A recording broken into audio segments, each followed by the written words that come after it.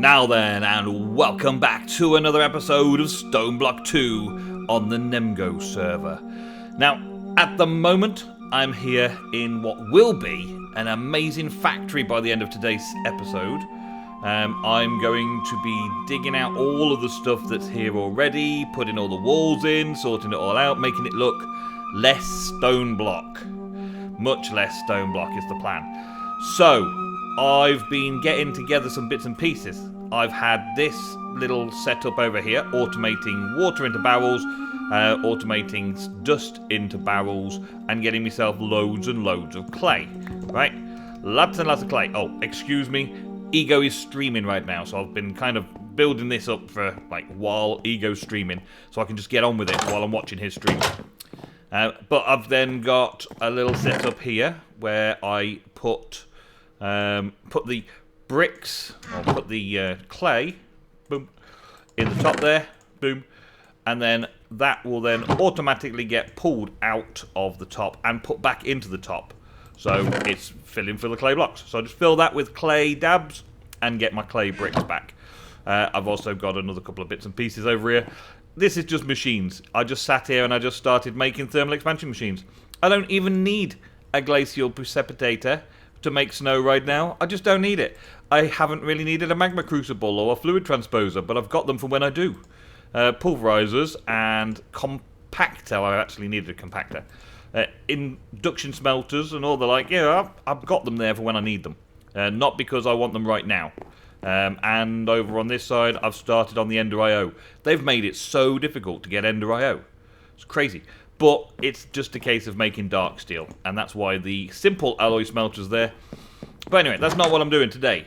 Today, I'm working on the factory. And the factory needs ripping out and starting again. And I want a brick-built factory. Very similar to how we've done it in the other series. Like, I believe I did it in Forever Stranded. Was the first time I did it. And then I did it again in the NemGo Infinity Evolved, or NemGo Evolved server. So I want to do something similar here.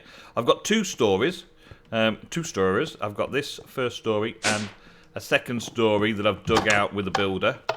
And I've been messing around with ideas for automation to get all these materials, and I just left it running because the server was running, so I did a very quick basic rundown, which I'm not going to keep. I'm going to move around and mess about with in this factory area and make sure it goes up above as well.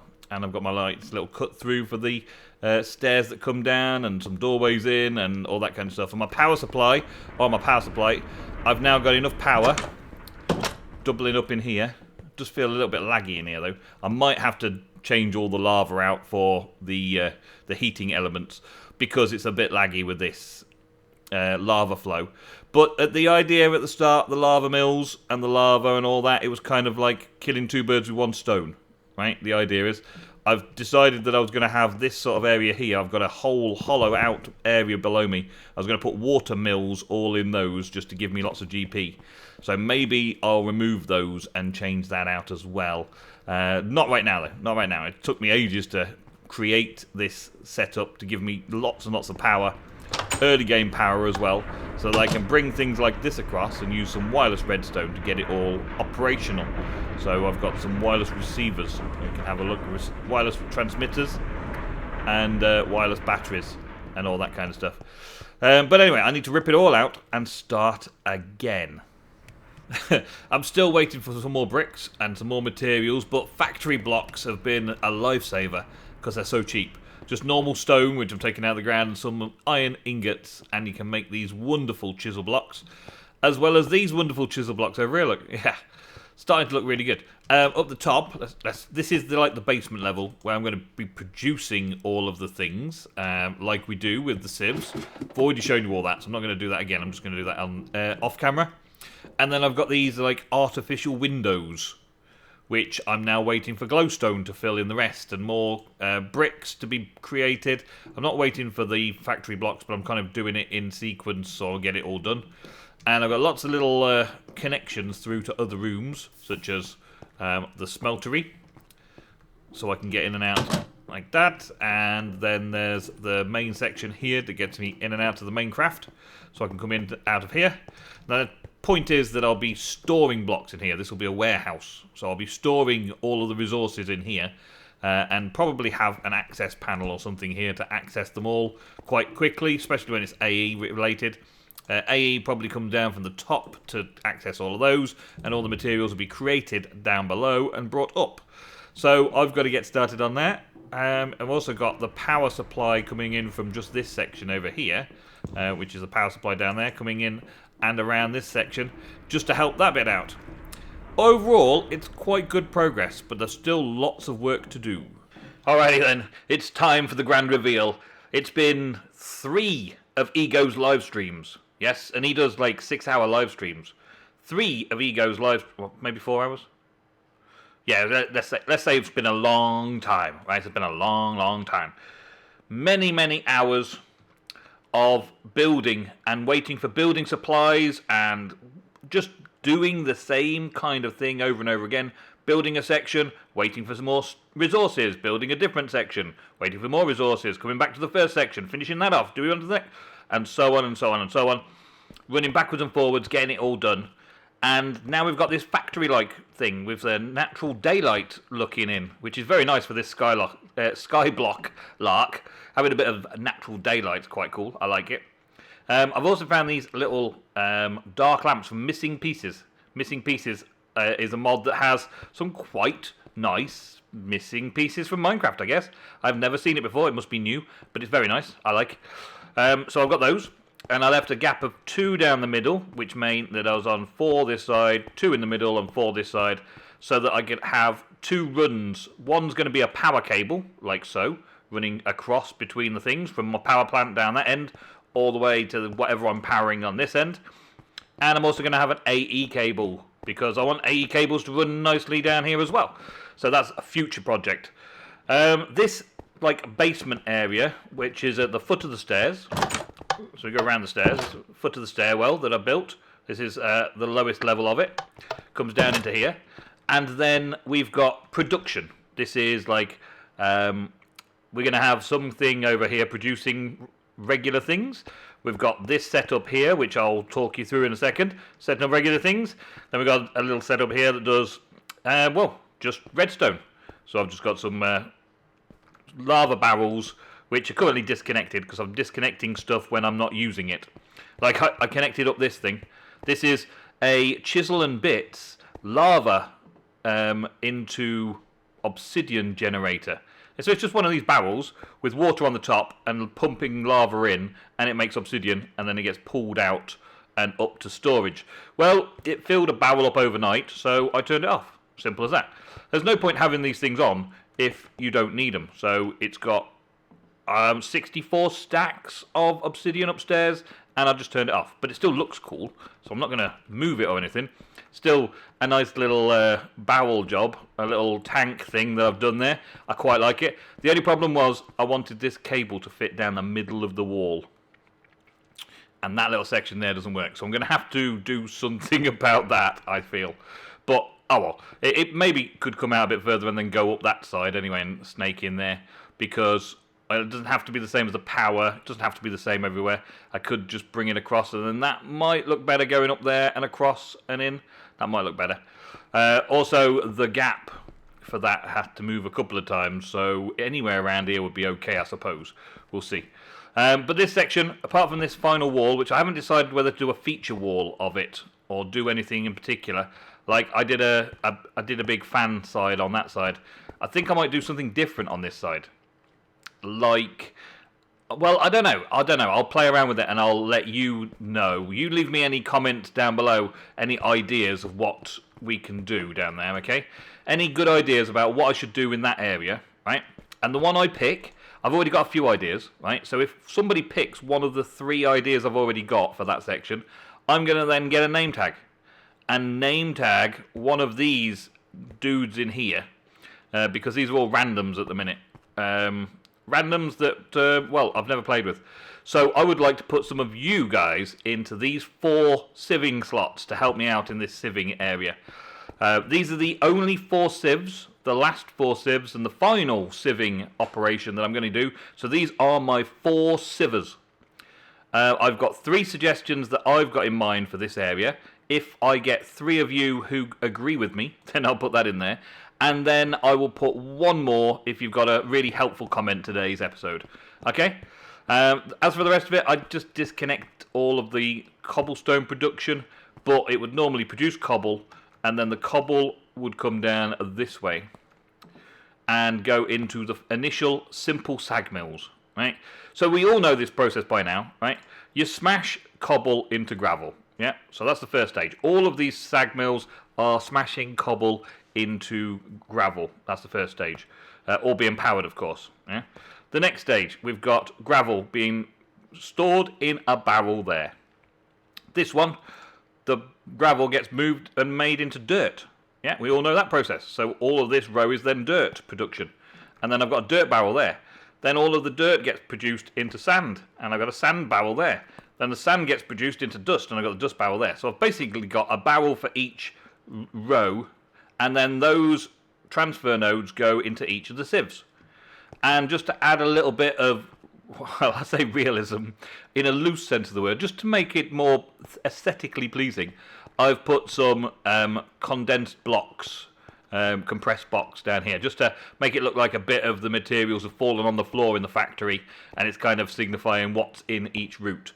So we're making gravel, the gravel's getting processed into dirt, dirt's getting processed into sand, sand's getting processed into dust, and then I've got dust around here, and it's all getting sieved.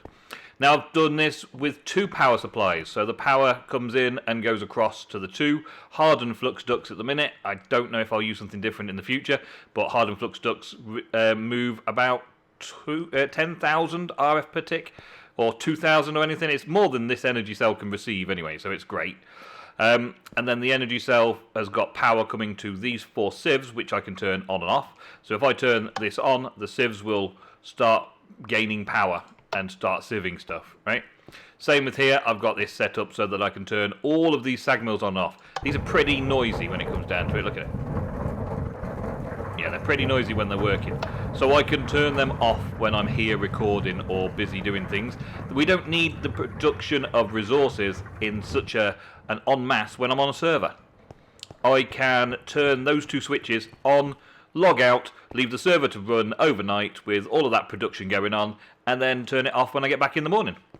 I do need to come up with a little idea to prevent the lava flow out of here. But I guess I could do transfer item conduits with redstone signal to say yes or no, bring lava and cobblestone out. Because if I prevent the cobblestone from turning into lava, then I prevent the lava going out into these 2 devices. I could also do a glowstone in here, but I haven't got around to that yet. So, and I don't really need glowstone turning lava into endstone, because I've got an end dimension available that I can just go and dig as much as I want. So that's probably why my theory is that I just needed some netherrack every now and again. So I've got a little netherrack production line here in case I want it. There's a few other things that we want to do, such as making dust into clay, which I'll probably put in over that side as the dust barrels over there. Dust into clay through a water, and there would be also mycelium and witch water and all that kind of stuff, which we'll probably do over that side. So we'll do that, move that across from the kitchen that it's currently in. But yeah, if you've got any ideas for that wall there, please leave them in the comments down below, and if it matches up or I decide to use it, then I will put your name on one of these dudes, and you can see your skin helping me do all the sifting in this factory. Now upstairs, I kind of like these fences, just because huge fans, don't get sucked in. I also just wanted this section to be not really operational, more decorational for that final section of the chunk. Upstairs, up onto the balcony, we've got a slightly different fence, a reinforced stone fence. Pretty cool. It's stone and wood combined to make a reinforced stone fence, and it looks pretty cool in this industrial format, like an industrial fencing for a balcony. So I decided that would be cool. All of my lighting now, it really looks like I'm almost on the surface here, doesn't it? Because of the faux lighting. It's all fake, obviously, because we're actually in Stoneblock, but it does feel like you're on the surface. Just that light coming in through the window is an illusion that makes the brain feel like you're on the surface, and I quite like that. Need more of that around here. We need more of that sort of stuff, but not in the basement, so get that out of your head. That's the downstairs bit. Come up with a different idea for something we can do, right? Thinking that this is above ground, that's below ground. And then I've got storage, so yeah, forget these holes for now. These holes in the wall into the workshop. I haven't decided how to transition between the two rooms yet, other than just plonking a door in the middle of it. I don't really know what I want to do. I could fill it all in with stone, and I could put a transition door here, so that I've got access to this and this all quickly through a transitional door. But I don't know. I fancied it being a bit more interesting. But I haven't decided yet. I might just end up making it a wall and be done with it. But on this side, we've got these little chiseled oak planks as the form of like pallet bases, or the base of storage bays. And then I'm using storage drawers in order to store everything away with their upgrades and their void upgrades and their trendy little things that they've got, like drawer controllers and slaves and all those kind of things that we made in the quest tree. And they store really nicely, so you can visualize all the items and you can store them however you want. And of course, I've void upgraded every single one of them so that the sieving system never clogs. It's always got somewhere to put stuff. So if I run out of something like redstone, I can run the section that crafts redstone, sieves redstone, and everything else will get voided off once I've hit the maximum. In some cases, I've actually put, let's go into here, I've actually put a downgrade storage on here. The downgrade storage is a flint upgrade, which means that it'll only ever store one stack in there. So one stack of these dirty things, and then it voids off. Dirty stony bits. I don't need any of those anymore. And a lot of other things as well could possibly be needing the downgrade, like most of these seeds here. Once I've seeded the farmland, I don't really need more than a stack of each, so I might limit those down a little bit. I know I'm going to need loads and loads of those for breeding chickens, but I don't think I need them in this section. I think I'm probably going to need to make something else happen over the other side for the chicken breeding. And my AE stuff, I've actually increased the storage by putting some of those emerald upgrades in there that we got from rewards and all the like. Yeah. And then inside this little section, so it's connected by these oak trims. So the oak trims count as storage blocks. So this reads every single thing connected.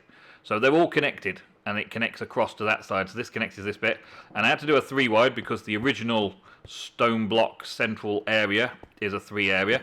And really annoying when I'm doing this in chunks, but we're getting there. A 3-wide area, so we walk into another 3-wide area. Got an elevator, so I can quickly go down so that I could do the check-in on this. And turn it all on and off, that kind of stuff. But yeah, inside we've got the compacting drawers, which are compacting these pieces that we sieve into the chunks that we then cook into ingots. And I've next got to put machines above them that can pull out from below and put into a storage above, which will put the ingots into storage above. And then we'll have the ingots on show. And I've left space deliberately behind it all so that I can access all the backs of all of these with cabling when I've got the applied energistic system in that can go up into the ceiling and down into these trays here, which is why the rest of these are also 3-wide, so they can have outside edge of stock, front and back for access panels, and the inside for cables going down to connect to all the back ends of all the storage. And overall, this is exactly what I wanted, apart from the roof. I do fancy taking the roof up a level and making some of the factory roofing to make it actually feel like you're in a roof instead of, well, in a stone block still. More to do, but I just need a roof. It's just nothing much more than a roof in there. Aside from that, that's it. I've done that now, so now it's time to get on with some more questing. So, we've got through quite a few quests so far in this series. I don't fancy going to the Mighty Ender Chicken and Chaos Chicken just yet. I think we'll leave them off just for a little bit. And the spawning things in barrels. I'm actually looking for something, but I don't think there is one. Slime. Spawning a slime. Because in the next part of this, I need to get on with applied energistics, as touched upon. I'm going to need applied energistics to look after all of my storage system. I'm still going to try around with these Yabba barrels, but we'll go through those and see how they differ between storage drawers and Yabba barrels, what the difference is, and how we can manipulate them slightly differently in different occasions. And also, these storage crates need doing. They're just completing quests for the sake of completing quests. I would like to get started on AE soon as possible. I've been watching Ego on his streams doing all the chickens, and he's been doing all the cows. That's quite interesting. But I don't fancy doing it because I've just watched Ego do it. So I will do this, but we'll leave that for later on. It's only resources anyway, resources that I'm already producing through sieving, metals that I'm already producing through alloying, and the mystical crops. Well, I do want to get on with this. I do want mystical crops to be a thing, but at the same point, I'm going to do it for the quests. I want it for the furnaces as well. Like getting onto the ultimate furnaces would be nice, because that's super fast furnace. And then we've got Draconic Evolution, want to do that. Project E, that seems like so far away, that transmutation table. I think you need the extreme crafting before you can get into that. Correct me if I'm wrong, but from what I can see, I can't get the Sorcerer's Stone or the transmutation table until I've gone through the extreme crafting side of things, which will take some time. And Thorncraft, I've just heard some bad news that Thorncraft will not be developed anymore after this edition. Unless somebody takes it over. Azanor is no longer going to be doing it. He's quit. Which means that this 1.12 edition is going to have to be one of my favourites. I'm going to have to go through it again because I haven't been through it properly for quite a few versions. So we've got that, and there's other things in the pack, like Botania. Botania and Thorncraft together with Mystic Crops would be a fun little scenario. But to start off with, I do want my AE system in place to run things for me. Now, when we look at the applied energistics stuff, right, if we go into here and put applied energistics in, applied, we'll see that the inscriber, while it looks really simple to make, vanilla-wise, it requires sticky pistons. Sticky pistons require some kind of gluey substance, normally known as a slime ball. Well, unless I go hunting for slime trunks and doing that kind of stuff, then I'm not going to get it, am I? There's a few other options, though. Rosin, which I believe is resin from trees. There's tar, thermal foundation. Let's just check out tar. Tar in a pulverizer, we put oil or sand in a pulverizer. I've first got to get oil sand, and I don't have oil sand. This would be oil, crude oil, liquefied coal is an option. Turn it into tar. That's an option, but it seems like a long-winded way around it, right? So I need to do something, either get a slime, which is a pain, pink slime, slime ball, tinker slime ball, coagulated blood might be a thing. Start AE with my sweat and blood.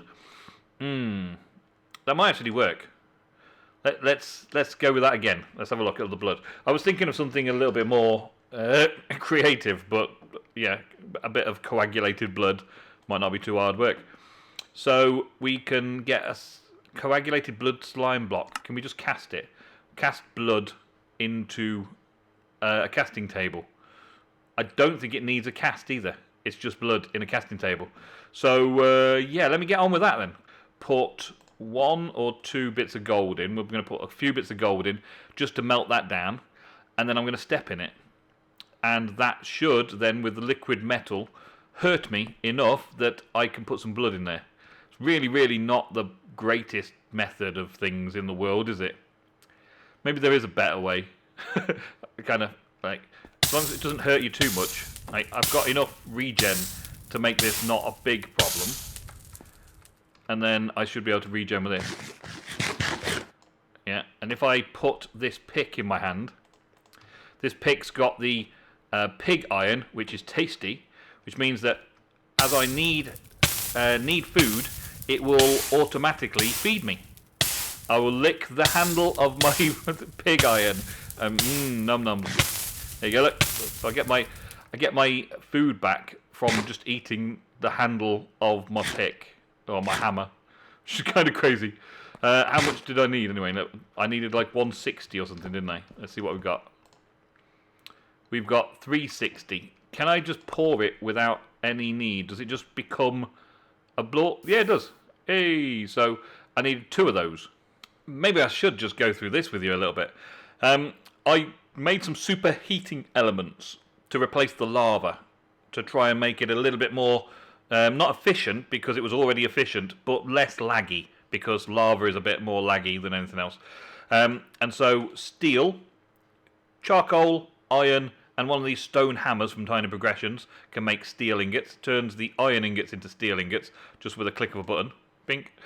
And then those osmium that we're sieving up, glass and those steel ingots, make these steel thingies, steel casings.